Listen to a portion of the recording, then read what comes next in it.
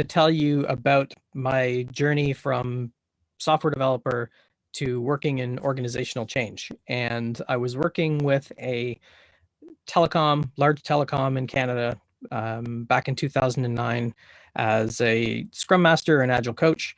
And it just seemed like things weren't working. There wasn't a lot of support from management. The team I was working with was awesome. So we were implementing kind of mostly more the extreme programming side. And I guess kind of a mix of Scrum and extreme programming. So the most important thing was really the technical practices that allowed us to kind of work much better in that environment. And after, close to a year, it seemed like we were just spinning our wheels and we were stuck and nothing was really moving forward for the organization. And I was confused. I was wondering why something so simple is so difficult. And then I sat down. This was on New Year's Eve. The building is mostly empty, and just started writing a blog post about there's got to be a better way to do this. There's got to be something that I'm missing or I'm not seeing, which is why we're stuck. And that kind of opened the door to the whole world of organizational change. Because what I realized was this company wasn't asking to be more agile or to sprinkle some agile dust on some teams. They were trying to figure out how to have more stable products and services and better product market fit. And it just opened my eyes up to the whole gigantic organization that was behind this team. So that led to a conference talk that I did that was called, "How do you get started with Agile when you don't know where to start?" So back then, this wasn't really a popular topic. Now everybody's talking about Agile transformation, but 10 years ago, there was just small pockets of people that were talking about the organizational change aspect of it. So I did a talk at the Big Agile conference, and someone from Pearson Education wanted me to write a book about it. He said, no one's really writing about this stuff or talking about it yet. So I did nothing, and then eventually that turned into something called live lessons. So if anybody's seen frontrowagile.com or Pearson Live Lessons, so my transformation series and Lisa Adkins Agile coaching series were the two that launched that brand way back then. And then that led to a bunch of these ideas that have been kind of sitting in my head for a number of years. They were just waiting for a story. And then the organization that I worked with in 2012 was that story. So I wrote the first version of Lean Change Management on LeanPub, chapter by chapter, only because I thought it was a good story. Our team really kind of came up with our own co-creative way of helping this organization change, which was more about a pull-based approach as opposed to a push-based approach. People seemed to like the story, so I rewrote it in 2014 and then spent the last, 6, almost 7 years traveling around the world, running workshops, working with companies from small startups to large enterprises and everything in between, banks, telecoms, media companies. And I really wanted to find out where are people getting stuck and how are they getting unstuck? Like, what's the thing? Because we're kind of, people love to chase frameworks and methods. Every 2 hours on LinkedIn, somebody's got a new trademarked whatever framework for change or some loopy looking diagram or a fancy graph or some other thing that just tells us, here's the magic thing that's been missing. And I knew that was never the problem. But I wanted to find out what was going on. So it turned out after all that travel, workshops, etc., there were patterns. And the patterns were not structured or black and white or best practice or guarantees that change was going to work. It was really looking at the change agents in the organization and what their attitude and philosophy was towards change. So I'm going to get into the 5 universals. I don't call them principles. I don't believe methods and frameworks have principles. They're really, I'm sure they published them, like Scrum has their five principles, but it's really a reflection of the creator's personality, or it's just created to sell stuff. And maybe that's a bit cynical, but abstract things can't have principles. People do. And if we bring our whole selves to work and we're authentic and we lead from a place of values, we'll find the right tools and practices that help us move the organizations forward. But it's not the other way around. We're not going to just follow a recipe and everything is going to work. So all the data collected was basically just asking these people, having conversations and workshops, private, public, working in transformation programs, and just asking them, what's your biggest challenge with change and how are you getting over that challenge? So I actually had a stack of sticky notes, thousands of them, that I kept from every workshop. And I put these things together and I wanted to see if there was a pattern. So is there a pattern about what people want, why they're getting stuck, and then how they're getting unstuck? And the pattern was related really to these core questions. Me as the change agent, I get it.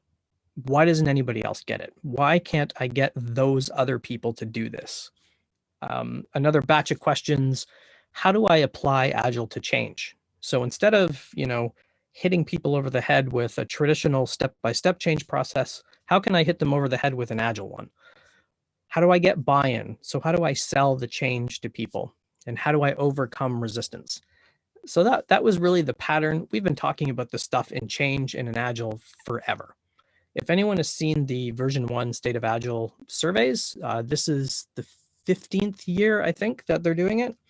Resistance to change has been #1 for 15 years, and it's been, 50 to 55% of the respondents every year for the last 15 years have said general resistance to change is the reason why it doesn't work. So apparently we're not getting any smarter as Agile practitioners, but maybe we're just not looking at the right spot. Maybe we're not thinking about resistance the right way. So these 5 patterns became universals and philosophies to get you to try on a different set of glasses. So to think, if I'm always looking at change through these glasses, would it look any different if I looked from this set of perspectives? What might I see that's different? These ones are broken, so this doesn't work as well as it normally does. So we're kind of taught that we need to instill urgency in people. So we have to create urgency for change. It's urgent for you to change. But that just creates stress. So that just gets people at a state of feeling that they have to, and it puts them in a state of obligation. So if you're familiar with Christopher Avery's responsibility process, that's a good example. We feel that we have to because. But if we can flip things towards a common cause and a purpose for change, we can have better conversations that'll help us move forward. And, urgency for change is biased from the perspective of the person. So the board members, they have their own reasons for change, and that's creating better shareholder value. The C-level leaders, they have a different urgency for change, and that might be keeping their jobs, getting their bonuses, etc. Management has their own different set of urgency for the change, and so do the people doing the actual day-to-day work. So it's not possible to create urgency for all these people in the same way. And I guess one example, I did a talk at an HR summit for a large organization, and the CEO is on stage talking about, our goal is to increase revenue by X%. Baseball only has a 3-strike rule, so why are we giving people who screw up more chances? And I'm just sitting there just like almost in tears. Well, I was angry. I was just like, how could anybody at that level be that narrow-minded to think that fear is the way to create urgency to get people to change? It just doesn't work. Think of a tester on a team. Do they really care if the CEO makes a few extra $1 million because we changed, because it was urgent? Probably not. But this was in a healthcare setting. So imagine if you shifted the message towards, think of if you have a sick family member in the hospital and we provide software for people to take care of sick people. Does this give us a better talking point around having a purpose that we're contributing to versus we need to make more money because the board wants our stock price to go up? So we need to switch the conversation away from urgency A common term you might hear in change is burning platform, which is the worst metaphor in the history of change. It literally is a burning platform, an oil rig.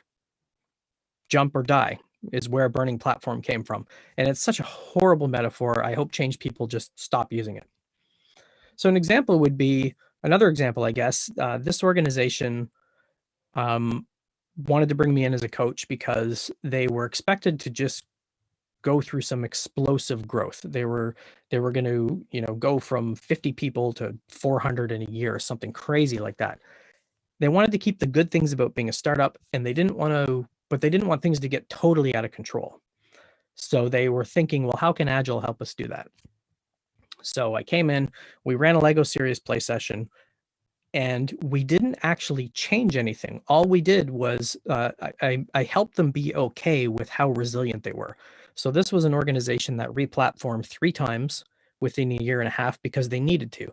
So they were really good at having their platform built to solve the most important problems now, but accepting the fact that their industry moves so fast, they will have to change it, and they know how to do that.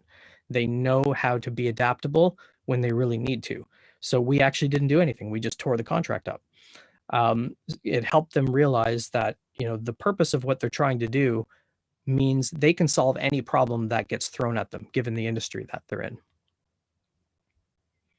The next one is getting away from just communication plans. And I hear this a lot. We have to communicate with people over and over again. We have to have a good communications plan. We need to keep reinforcing our core messaging. We need to write the speeches for the leaders for optics so they can be seen answering these types of questions. And that's like watching the news. It's like watching TV. It's broadcasting. It's not communication. So instead of just checking a list of, hey, we sent out these email campaigns, we created a SharePoint site, et cetera, what would happen if we switched over to meaningful dialogue? So deep conversations that help us understand each other's perspectives. So the first one where I talked about cause and purpose, people have different senses of urgency for change. We should have meaningful dialogue around that. A lot of what I see in big companies is really process improvement, but they keep calling it cultural transformation. Well, let's just stop bullshitting each other and let's just call it process improvement. I don't know how process improvement became a bad word, but if that's the best we can do, then let's be congruent. Let's actually have conversations about how we improve our processes instead of just keep telling people over and over again that we're going to transform and we're going to build this great agile culture and we're going to develop this mindset if that's not what we want to do. So let's be congruent. And the only way we're going to do that is by having meaningful dialogue. So an example would be with a large bank. We did a 2-day session every year. And this was in the context of what they called their generational transformation. So their leaders were very clear that we're going to be retired when this transformation is done. So let's not think about this as a year-long program. Let's think about this as the next generation of our company that will take a decade. So we had the CEO and the CTO on stage, and we were asking questions that were projected behind them on the wall. So they weren't, being filtered in by communications people, which is often what I see is people want to see, the communications people think it's important that leaders are seen answering certain questions. And employees see right through that, right? You see the people asking the questions off of a script. We gave them an anonymous tool, much like what you're using here. And the question showed up while they were on stage, and it was voted on by people. So somebody actually asked the CTO through the app, you keep telling us how we have to change. What are you prepared to change? Like, nobody's going to ask that. Nobody's going to stand up with a microphone and ask the CTO that question. But we created a way for them to have meaningful dialogue to get past it. And we put this feedback slide up on the wall. So do you think we're going in the right direction? And you can see not everybody agrees. We're not all aligned yet, but most people do. You're never going to have 100% of the people aligned towards a change at the same time. But if you show that you're there to enable dialogue, you're not trying to hide things, and you genuinely care about the people in the transformation, it's not going to take a year. It's going to take multiple years or even more, but people are going to realize that you're there to help because you're actually listening to them. The next one is fairly obvious, experimentation over just executing tasks. I had a really good conversation with someone yesterday, and he was saying, yeah, our company and our leader is really biased towards this particular method, and nobody else really thinks it works because it's just kind of project management based. And we think your method, as in lean change, is a better way to do it. But when doesn't it work? And we talked about things like big PeopleSoft implementations and SAP implementations and big systems implementations. Basically, the level of complexity and the level of uncertainty that you have decides whether you experiment or you just execute tasks. So if you're going to be moving people from one building to another, you probably don't really need to experiment that much. I mean, you can just make a list of the stuff that logistically needs to move and go do it. But when we're uncertain and we don't know what's going to happen, we need to experiment more. An example would be this organization. Sorry for the bad quality photo. This was the iPhone 3 days, so that will tell you how long ago this was. This organization, they had, from memory, I think about 16 teams. And what would happen was if one team would check in their code and it would break the build for everybody, all of the other teams would just dump all of their code at the same time because they could never really find out who to blame for it. And it was just causing the build and integration team such huge headaches that we decided, well, what's the technical capability of this organization? And at the time, it was extremely low. We're talking 0 automated testing. We're talking 10,000 line JSP files. Method for anybody who's a developer, you're probably just rolling over right now in pain. Having methods with 4,000 lines in it and stuff like that, just crazy, extreme technical debt. So they really didn't have the technical capability to deal with this yet. The first thing we did is we put this siren up. Every time the build would break, it would use an X10 radio frequency connector, and it would make the siren go off. And then the build and integration team could go look at the build and immediately lock people from checking more stuff in. They could isolate where the problem was, and they could use it as a training exercise. So they could go back to the teams and they could go, oh, well, here's what you did. Here's what you should do next time. And then this was 12 years ago, I want to say, somewhere around there. And they're at a much better state now. So small experiments. What would happen if we did this type of thinking? The next one is thinking about response to change over resistance. And this is always my favorite topic because we always go to, those people are resisting. Shame on those people. Why? How do we overcome that? And if that's our attitude that we bring towards change, that it just puts us in a bad spot from the start. It puts us in a place of wanting a fight. We have to fight. We have to overcome it. We have to use force to get these people to stop resisting. And it just doesn't start us from a good spot, because I think we all know that people have a natural response to change. One of the phrases is separating the signal from the noise. So that's understanding that whenever you try to bring change into a team, into an organization, there's going to be a reaction to it. And it's that reaction that we want to understand. Some people are going to think it's stupid. Some people are going to have a better idea. Some people are just going to be upset because nobody asked them. They weren't asked to participate in the creation of it. So we're going to get this reaction, and we immediately go to those people are resisting. We have to stop them. A more healthy approach is understanding where that response is coming from. So there's going to be people that love it. There's going to be people sitting on the fence. They're kind of in the middle somewhere. And there's going to be people that just absolutely hate it. It just puts us in a better spot if we understand that we're going to get that response, and how do we sort through that response. So an example would be in this organization, I think we had been working on our transformation for probably 6, 7 months or so. And we would always meet with the managers. There's about 16 of them. And they just seemed tired. They just seemed exhausted. They were so tired of having to talk about this agile stuff and deal with all of their day job stuff, etc. And they, we just asked them this powerful question. So one of the coaches I was working with put this up on a flip chart. What are you tolerating? And we just wanted them to be honest with us. Like, what really sucks? So some of the sticky notes on there you can't see.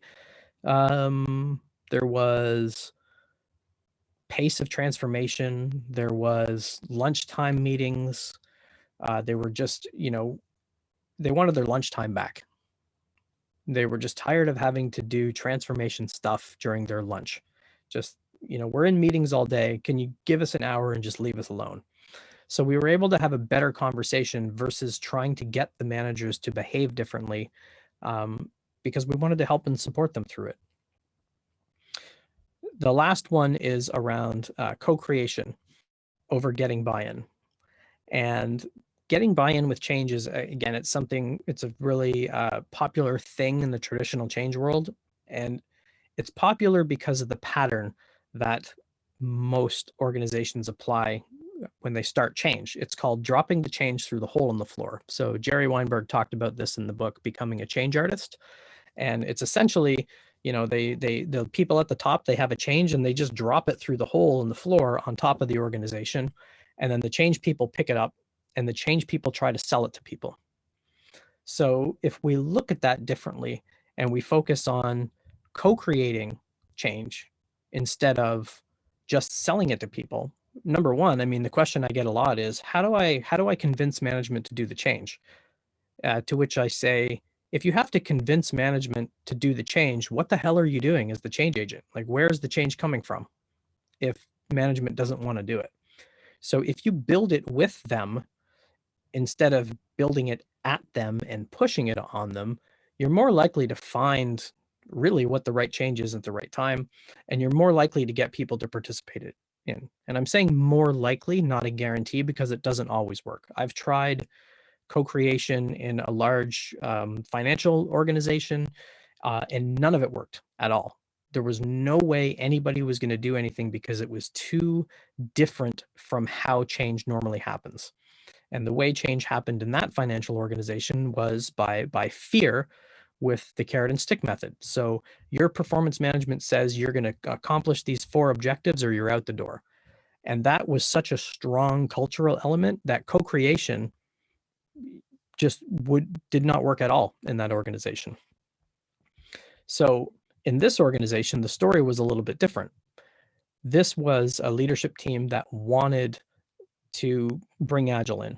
So we explored, okay, well, what's in it for you guys? What's in it for the organization? What's in it for the people? And then now let's go validate those assumptions with the people who actually are going to be changing how their job functions on a daily basis. So let's validate that first. Let's have conversations about it, about what it is that we need to do before we go ahead and move on. So we always talk about this diverse and inclusive approach, and it's really about inviting people to the party and asking them to dance, but letting them opt out. And if we do that, we create the plan together, we evolve our transformation together, we're more likely to get the people who are motivated to want to do it. It's not a guarantee, obviously, but it's more likely to unlock the creativity of the people in the organization because they probably have a better way of accomplishing the same thing that's being asked for. So these 5 universals were not black and white or binary. It was about how do you balance the push and pull approach to change. Sometimes you might have to push a little bit in the beginning, and then you can kind of pull back and wait for things to change and evolve. So I've worked as a change agent, as an employee, and as a consultant. And there's a bit of a difference between the two. So the consultants kind of have to push. So they have, maybe a 3 or 6 month contract. They have to guarantee the results that were in the contract. So they're naturally put in a position of pushing, even if it's not the right thing. And when you're internal, you can kind of wait for things to happen sometimes. So there's a bit of a difference in dynamic. So it's not always do this and never do that. It's more, there's a time to send people information through communication when it becomes more important. And there's a time when that's not important at all. And it's more important to have dialogue. You as the change agent kind of have to know how to balance these things at the right time.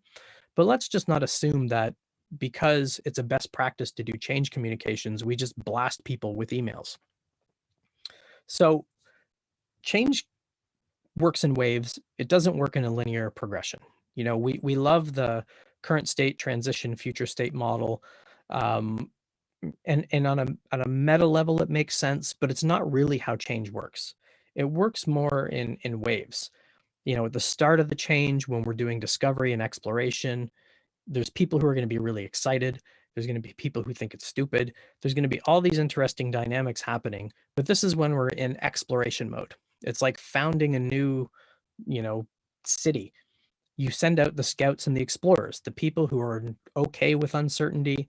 They like solving problems. They're very creative. They're okay with uncertainty. You send them out into the wild and they go do a bunch of stuff. And then the next group of people who are more organized come along and try to create some structures around it.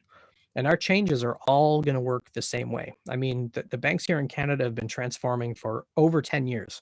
And every 12 to 18 months, it's a new transformation program with a new method, with a new consulting firm or a new VP of Agile or something like that. Now they're starting to get VPs of business agility and VPs of Agile change, transformation ability, et cetera, but it's the pattern's the same.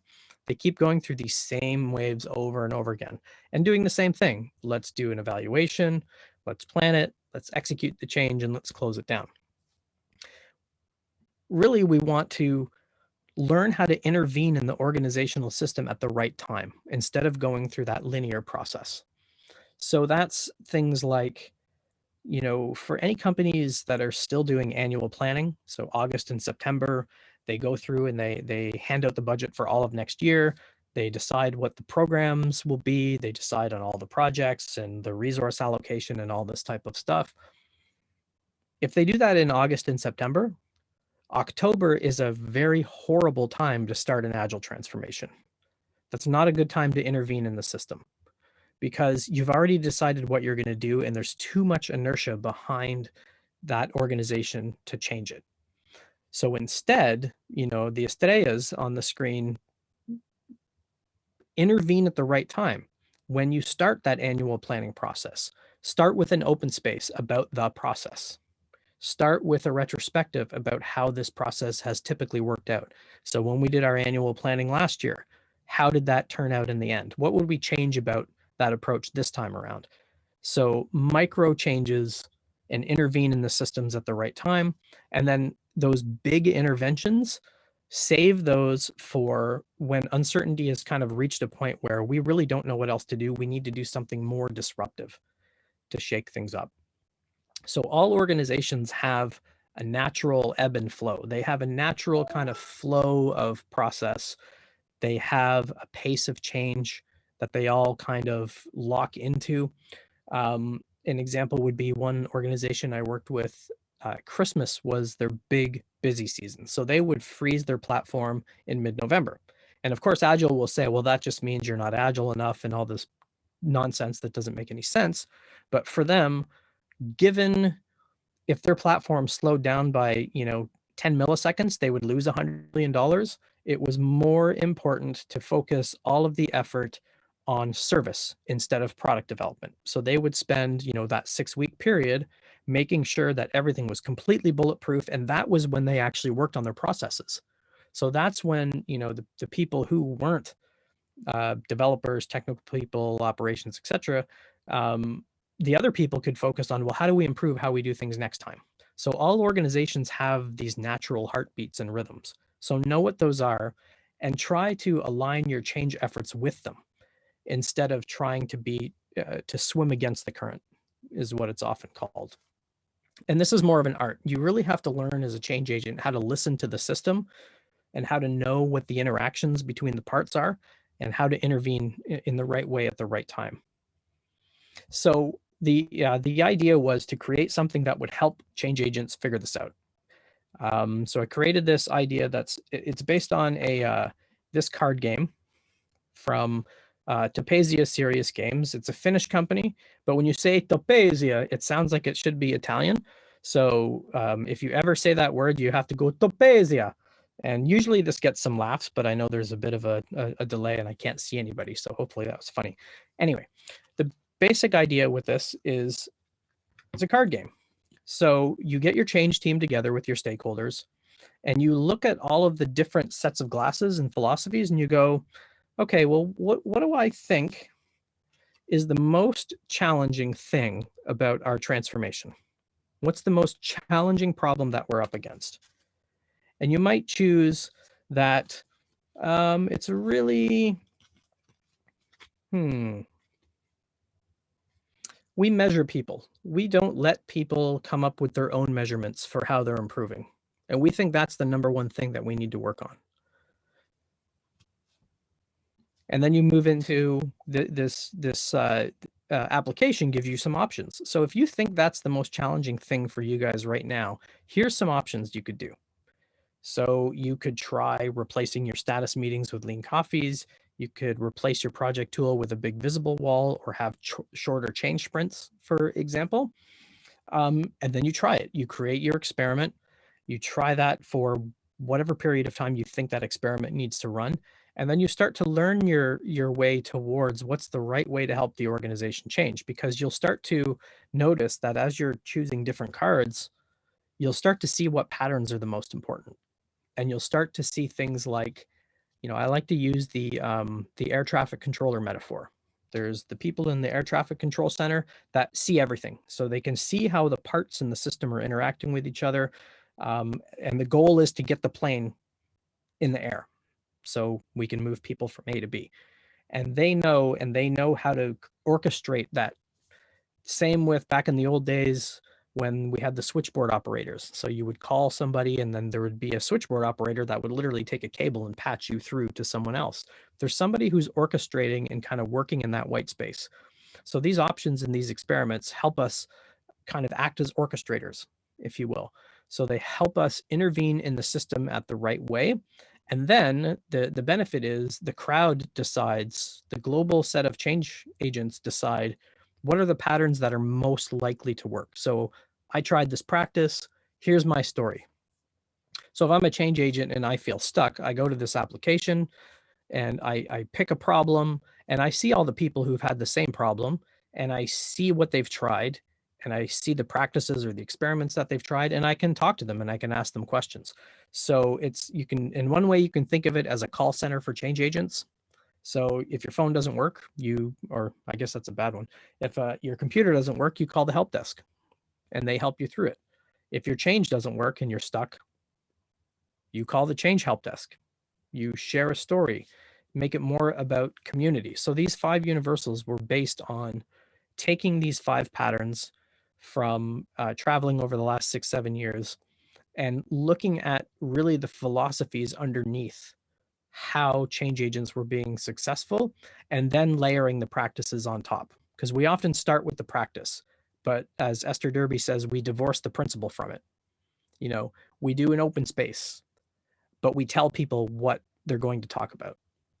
We do a lean coffee, but we precede all the questions that the leaders want to talk about. So we're using the practice, but we're using it completely wrong because we're not starting from a place of values and principles. So the more information about these ideas is at that website below.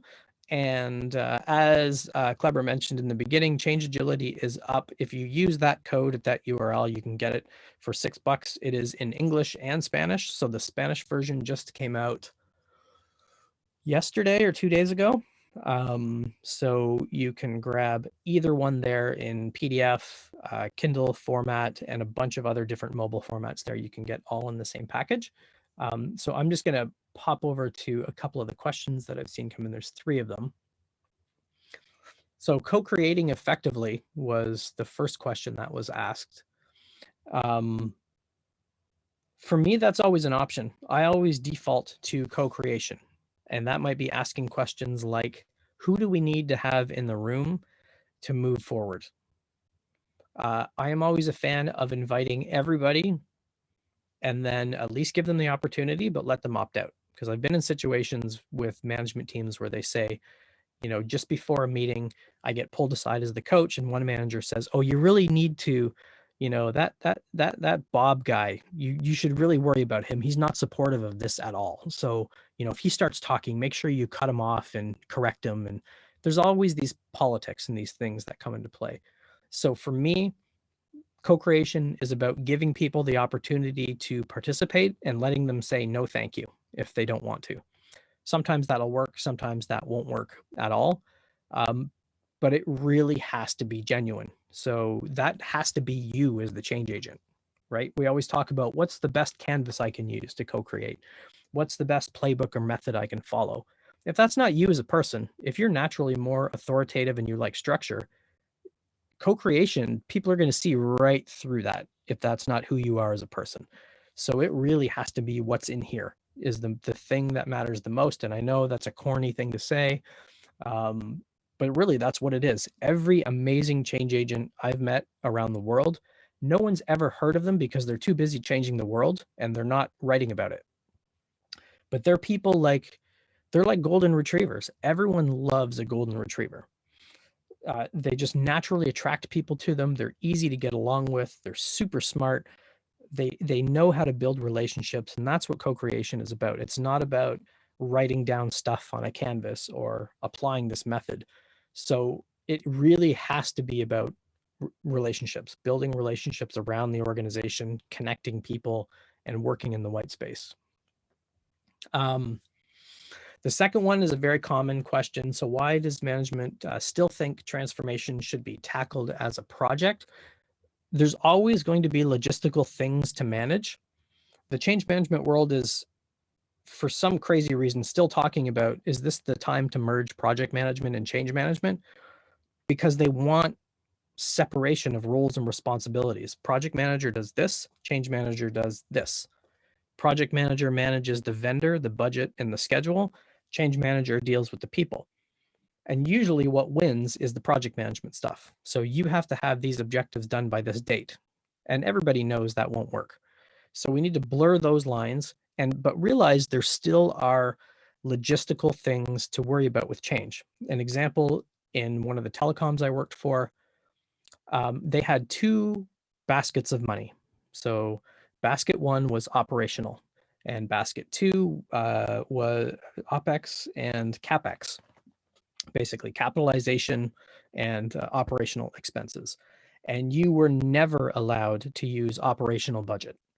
So when we came in as coaches, which would normally be, some training activities, and that would be an operational expense, they all just freaked out completely. And they said, you need to call what you guys do project augmentation so we can bill your time to the projects. Now, obviously, we're gaming the system, but that is always going to be a reality in big organizations. So there will always likely be a program and a project, but you can execute those differently. So instead of producing, I had somebody just send me a 60-page change management framework that they want help developing. And I opened it up, and after I lost my mind and stopped crying, I looked at this thing and went, good God, like no one's ever going to read this. But they need it because they have to prove to the leaders that they've thought through how they're doing change.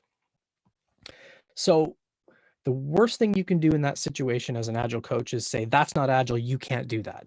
This is where you need to really understand what makes big organizations tick. And you absolutely must challenge those things. For example, we're no longer doing status reports. We're doing a 15-minute stand-up once a week. You're accomplishing the exact same thing. You're accomplishing it faster. You're finding out about risk sooner. So, but just recognize there are organizational realities that somebody's budget is paying for the agile coaches or the consulting firms. There is a contract in place. You need to understand how that stuff works, but then challenge those norms. We all have this mindset of resisting change is equal to resisting arrest. Ooh, that's brutal. How can we as leaders overcome our own mindset? This one is hard. This one's hard, especially if you've never been in that position before. So I used to work as a product owner, and we used to have to go to our board to justify how we were spending their money. And it wasn't very pleasant to deal with. And we really just wanted to get them out of our hair so we could build awesome products. So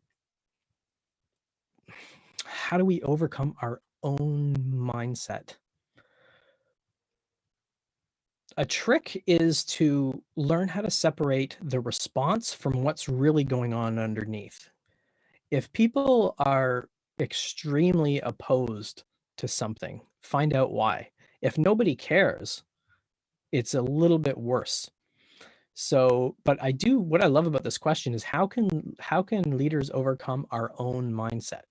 That's exactly what it is. You can't change somebody else's mindset. You can't go to the leaders and say, you guys need to develop the business agility, blah, blah, blah mindset, growth mindset, blah, blah, blah. You can't do that. You can only start from being congruent with yourself, and then that will infect somebody else to be more congruent. So you could ask them powerful questions. If the leaders are really willing to change how they look at things and how they see things, you can ask them questions like, tell me about a time where you've tried something similar and what happened, and how did you do it? Do you want that to happen again? Finding the powerful questions that really get those motivated leaders who want to try to change their mindset or do things differently. The other way to do it is to use what I like to call the George Costanza method. So if anybody's seen Seinfeld, there's an episode where George does the opposite. So apply the George Costanza method. You know, every time production blows up and we want to change something, what do we normally do? Well, we get people in a room and we yell at them. What would be the opposite? So that's one little trick to do it. And I think the last one that I see is... Jason, sorry to interrupt. Yes. We are running out of time. Yeah. So if you can tackle this one in some this last one in 30 seconds, it will be great. Oh, sure. Any recommendations when to choose the approach that is most suitable? You know, in the moment when your approach is not working. So I will always say, you know what? I don't think this is working at all, because this is what I see. Can we talk about this? That's it. It was really quick. So thank you so much for your time. It was a great presentation. I think that has made a huge impact, at least in myself. So nothing. We hope just to get in touch for the next event. So guys, please visit modernChangeManagement.com. Check out the materials that Jason put there. It's a great place to start change, to start think change differently. Okay. Thank you so much for your time, Jason. De nada.